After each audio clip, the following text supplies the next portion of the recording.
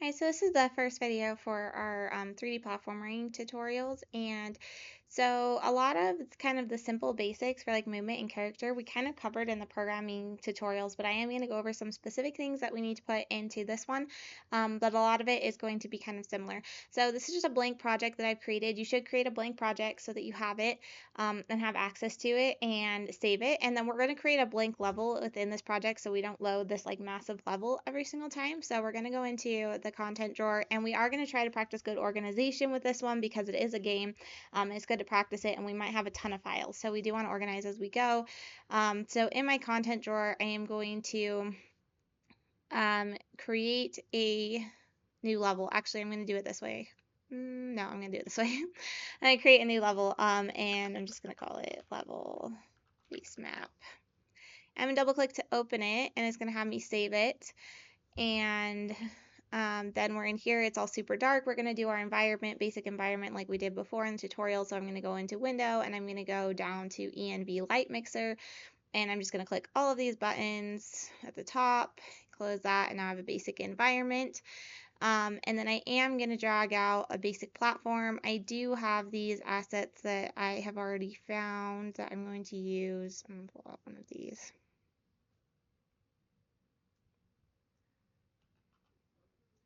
And I'm going to set it to location 0, 0, 0, just so we know where we're at.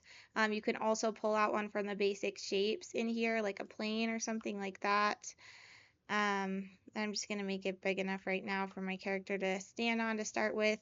I'm also going to create another one. I want you to create a couple platforms just so as we're testing movement and stuff, you do have a way to jump. And like kind of test that out. So I'm just going to create a couple platforms here. And then we need to get a player start in the world. So we're going to go into this square with a plus, and we're going to go down to basic, and we're going to grab our player start.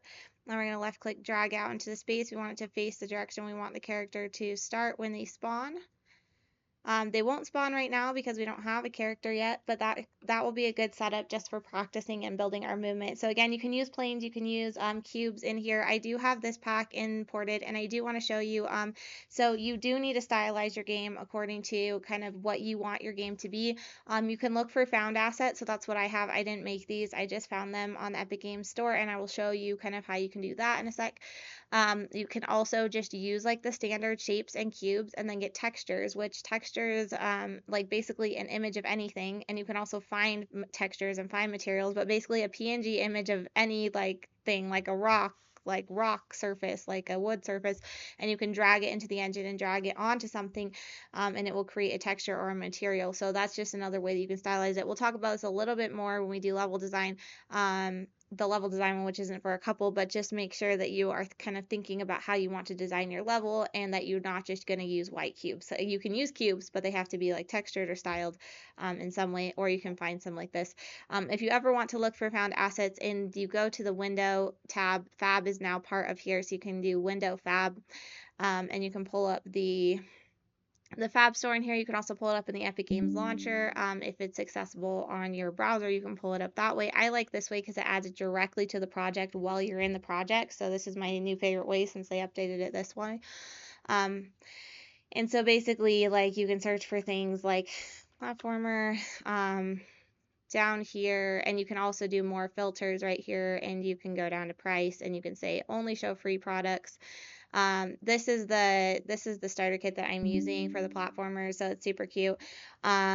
But it is really a pain when it adds it to your project because it puts it in a million individual folders. So I kind of spent time separating that out. But just so you know, if you do use this one, it's kind of a pain that way, but it does work.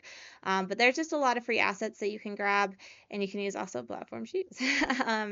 You can also find stuff online, but this kind of stuff you can add directly to your project, and that's really nice. Like while the project is open, you can add it directly there. So good news, because I spent all of the time taking that really like cute platformer free asset that like has all the platforms that I showed you. I took the time to actually put them in an intelligent folder, like one folder all together with the raw material. because I did that, I decided to give it to all of you like that. So if you want to use those platforms, again, you can still look for ones, or you can just use basic shapes with textures if it doesn't fit your vibe of your game. But if you want to use that one, even just for testing, or if you actually want to use it for your game, because you like the aesthetic of it, then I did give it to you. It is in Canvas. So you're going to download it if you want to use it from Canvas. It is going to be a zipped folder, so it is going to have a little zipper on it. When you download it, you are going to right click it and say extract all, so that you can actually extract everything when it is extracted and it no longer has a zipper on it. So like this folder here, you are going to move it directly to your project. So if you're in your project, if it's open, you're going to go to content drawer, and you're going to go to whatever folder you want to put it in. So let's say that I created an environment folder right inside of my 3D assets. So, or I'm just in the 3D assets folder, wherever you want to organize it, wherever you want to put all this stuff, you're going to go to that folder, you're going to right click, and you're going to, right click the folder over here on the left and say show in Explorer. And that is going to pull up that window. I'm going to go back to this group. So I was going to pull up a window of folders for your game from that position. So then you're going to grab this one unzipped. Remember, it can't have the little zipper on it. You're going to grab it and just drag it. I'm going to drag this. Drag it. My mouse hates me right now for dragging. It tries to like double click everything. But you're just going to drag it directly. It lost it, but it doesn't matter. Oh my gosh, mouse. Why do you hate me?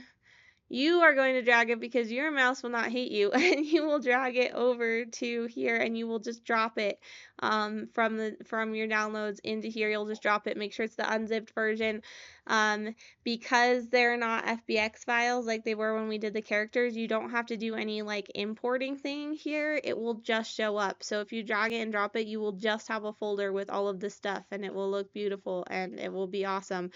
And you will be able to use it. So if you want to use these, then download it from Canvas, and not from Fab. It is free from Fab, but from Canvas it is organized a whole lot better than it is from Fab. So do it this way. Otherwise, feel free to like use the shapes again. And here we have like cubes, spheres, cylinders, cones, planes. You can drag those out and use them and texture them, or feel free to go find a different asset. But if you want to use this one, grab the organized folder, please. Do not kill yourself with the terrible organization of the one you import from Fab.